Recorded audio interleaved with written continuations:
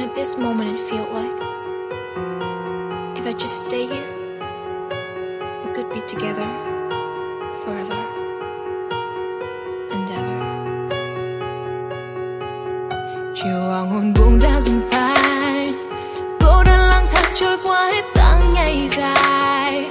Khi trong tâm ta luôn biết chẳng có ai kề sát vai, mỗi khi buồn vui đau đớn gì. Cuộc đời đã cho tôi niềm tin